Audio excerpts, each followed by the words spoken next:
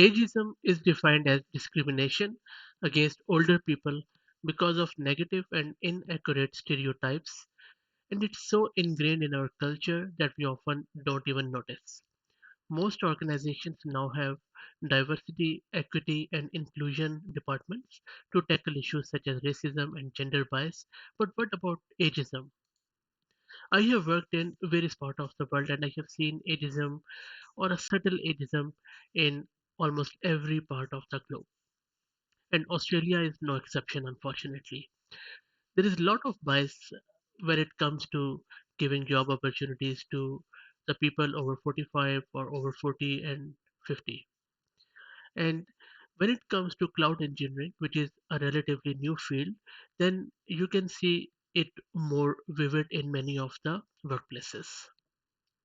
Now, I have been looking at the job normalization which is occurring in the industry right now in Australia, especially in Sydney and Melbourne, and now organizations are becoming more picky. You may be missing out on your next opportunity because you're old. Ageism in the job market is well documented. How many times do you see a job description requiring a minimum of 20 years experience? Well, I don't think so. I have seen any, especially when it comes to cloud engineering. Most commonly, you will see from 10 to 15.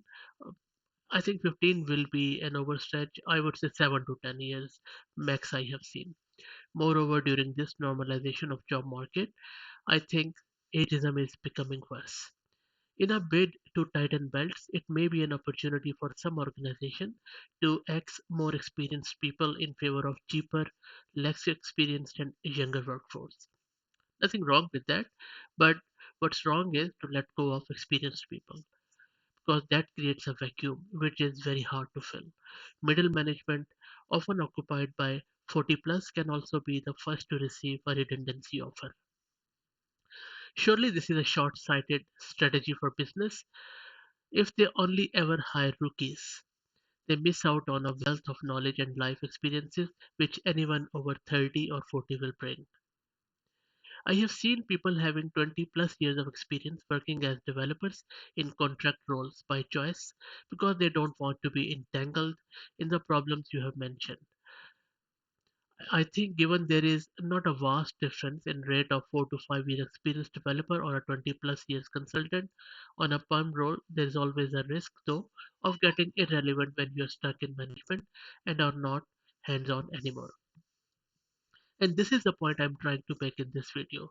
If you're a cloud engineer and you're in your 40s or 50s, then this proves that you are always on the cutting edge of technology. You are reinventing yourself. You're not obsolete because no one was a cloud engineer 5 years ago. For example, I was an Oracle GPA before that. And if you look at most of the cloud engineers who are over 40 or 50, they were working in some other industry such as software development or network engineering, project management, or similar sort of roles. And then they evolved.